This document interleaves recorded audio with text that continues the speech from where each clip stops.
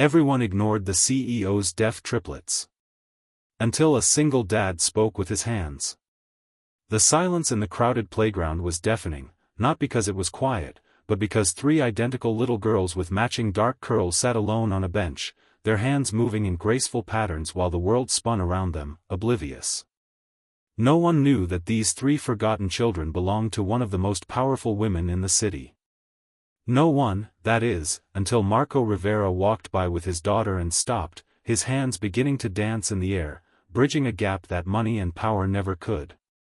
If this story touches your heart, please hit that like button and subscribe to our channel for more content that celebrates the unexpected connections that change lives. Your support helps us continue sharing stories that matter. Eliza Chen had everything, at least that's what Forbes magazine claimed when they featured her on their cover last spring. At 38, she was the youngest CEO of Horizon Technologies, a company valued at billions that she had built from the ground up. Her corner office overlooked the Manhattan skyline, her wardrobe consisted exclusively of designer labels, and her name opened doors that remained firmly shut to others. But what the magazine failed to mention was that Eliza's greatest treasures were her 5-year-old triplet daughters, Lily, Luna, and Lark. Born deaf, the girls lived in a world of silence that Eliza, despite all her resources, struggled to fully enter. "Ms. Chen, your 2 o'clock is waiting," her assistant's voice crackled through the intercom. Eliza sighed, glancing at the framed photo on her desk, 3 identical smiles, 3 pairs of the same dark eyes that mirrored her own. She had missed their school performance yesterday. Again. The nanny had recorded it, of course, but it wasn't the same as being there. "Tell them I'll be right there," she replied, straightening her blazer and pushing away the guilt that had become her constant companion. Across town, Marco Rivera was having a very different morning. His small apartment echoed with the sound of cartoons as he braided his daughter Sophia's hair, his large hand surprisingly gentle with the delicate task. "Daddy, am I going to be late again?" Sophia asked, her hands moving simultaneously with her words, a habit she developed growing up with a father who was deaf. "Not if we hurry, Mija," Marco signed back with a smile. "And remember, Ms. Patel said you're helping with the new kids today." Sophia beamed. At 7 years old, she was already fluent in American Sign Language, thanks to being raised by her father after her mother left when she was just a baby. Marco had lost his hearing in an accident when he was a teenager, but he had never let it define him. He worked as an ASL interpreter at a local community center and freelanced for various agencies around the city. "The new kids are triplets, Daddy. And they're deaf like you," Sophia said excitedly. Marco nodded, his interest piqued. It wasn't often that deaf children enrolled in Sophia's mainstream school. The inclusion program was relatively new, and he had been one of the parents advocating for its expansion. "Maybe you'll make new friends," he signed, helping Sophia with her backpack.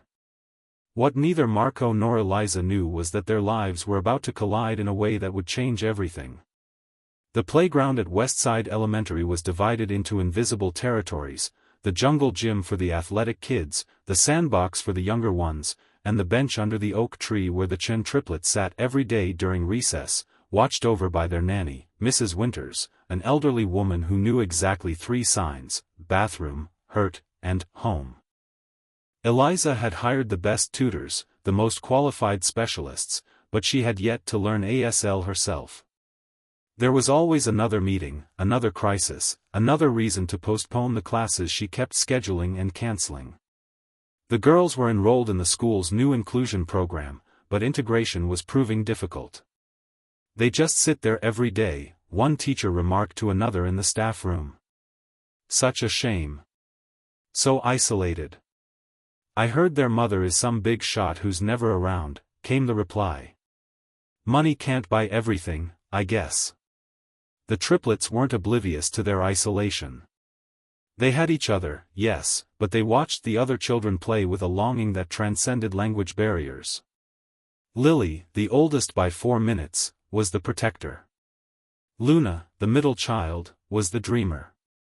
And Lark, the youngest, was the observer, always watching, always noticing what others missed. It was Lark who first spotted Marco and Sophia entering the playground that Friday afternoon. Sophia had forgotten her science project, and Marco had taken a rare break from work to bring it to her. As they crossed the playground, Lark tugged at her sister's sleeves, pointing. There was a man, a grown-up, signing with his hands. The triplets watched, mesmerized, as Marco's hands moved fluidly, telling Sophia to remember her lunchbox when school ended. It was like witnessing magic in a world that had always communicated in a language they couldn't hear. Luna, always the boldest, stood up and walked toward them, her sisters following close behind. Mrs. Winters, half dozing on the bench, didn't notice their departure. Sophia saw them first, 3 identical girls in matching blue dresses, their dark hair in perfect braids, approaching cautiously like deer in a forest clearing. "Daddy," she tugged at Marco's sleeve, pointing. Marco turned and immediately recognized the hesitant look in their eyes, the look of deaf children who had learned that most of the hearing world wouldn't understand them. "Hello," he signed, a simple greeting accompanied by a warm smile. The effect was electric. All 3 girls' faces lit up simultaneously, their hands suddenly animated as they signed rapidly, words tumbling over each other in their excitement. "Slow down," Marco signed, laughing. "One at a time." "You can talk like us," Lily signed, her eyes wide with wonder. "My daddy is deaf," Sophia explained, her signing confident and clear. "I'm Sophia. I'm in 2nd grade. We're in kindergarten," Luna replied. "I'm Luna. These are my sisters, Lily and Lark. We're triplets." "I can see that," Marco signed, his expression gentle. "It's very nice to meet you." For the next 15 minutes, the playground faded away as Marco sat cross-legged on the ground, the 4 girls forming a circle around him. They told him about their favorite colors, their pet fish named Bubbles, and how they sometimes switched places to confuse their teachers. Marco told them about the community center where he worked and promised to tell them a story the next time they met.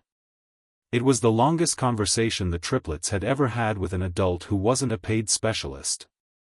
When Mrs. Winters finally noticed her charges were missing and hurried over, flustered and apologetic, Marco introduced himself.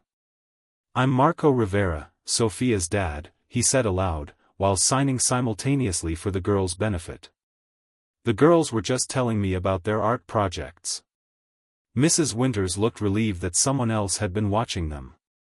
"They're not supposed to wander off," she said, not bothering to sign her words. "Come along, girls. Recess is almost over." The triplets' faces fell, the brief moment of connection already slipping away. Marco felt a pang in his chest as he watched them trudge back to their isolated bench, their shoulders slumped in unison. "Daddy," Sophia said as they walked to the school entrance, "those girls looked sad." Marco nodded, an idea already forming in his mind. "Yes, Mija. I think they are." Eliza Chen's Friday afternoon was imploding. A major client was threatening to pull out of a deal, their lead engineer had just quit, and the board was demanding an emergency meeting. Her phone buzzed incessantly with notifications as she strode through the office, barking orders and solutions with the efficiency that had earned her both admiration and fear. "Cancel my dinner," she told her assistant. "And reschedule tomorrow's brunch. I need to be in the office all weekend to fix this mess." "But Ms. Chen," her assistant ventured cautiously, "tomorrow is the girl's birthday party. You sent out invitations weeks ago." Eliza stopped mid-stride, closing her eyes briefly. How could she have forgotten? She had promised the girls, really promised this time, that she wouldn't miss it. "Right," she said, her voice tight.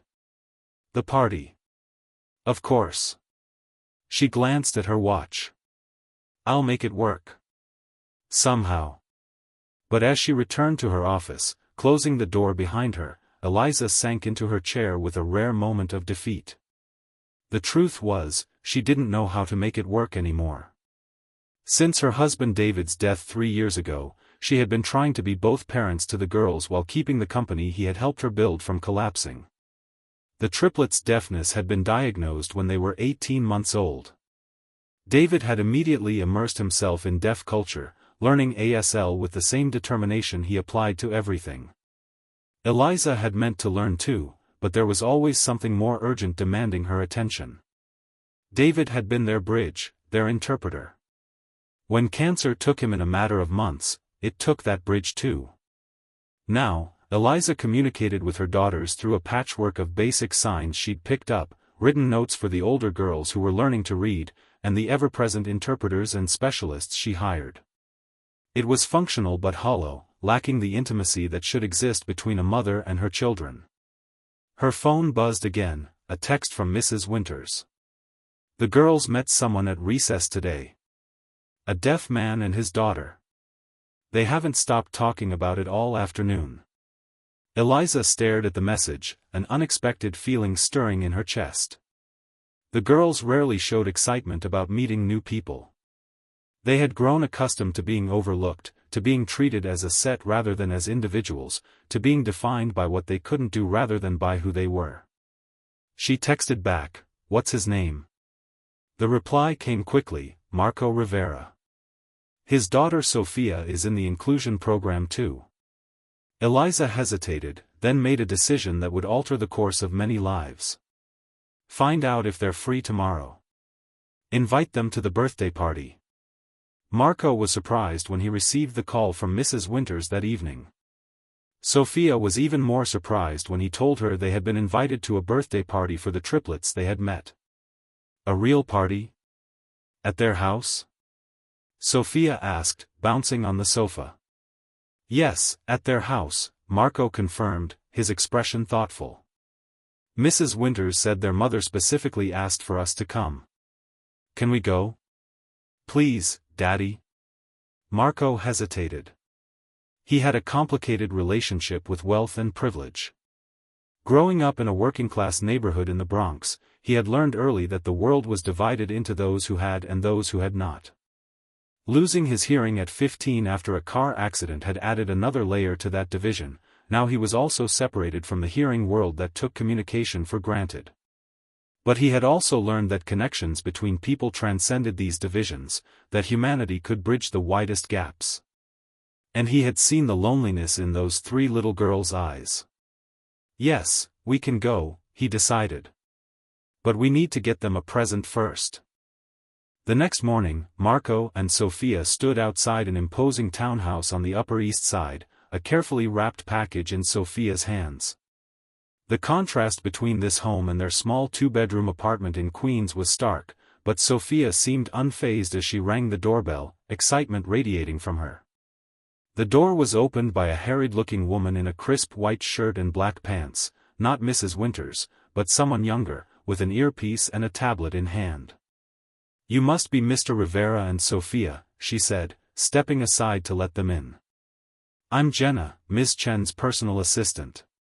The party is in the garden. Please, follow me." The townhouse was a showcase of modern luxury, minimalist furniture, abstract art on the walls, and not a toy in sight. It looked like a home designed for magazine spreads rather than children. The garden, however, was transformed into a wonderland. Balloons in shades of purple, blue, and green, each girl's favorite color, Marco would later learn, floated above tables laden with food. A small bounce house stood in one corner, and a magician was setting up in another. About a dozen children were already there, most accompanied by adults who stood in clusters, chatting. The triplets spotted Sophia immediately and rushed over, their hands flying in excitement. "You came." Lily signed, beaming. "Happy birthday," Marco signed back, as Sophia handed them the present. "What is it?"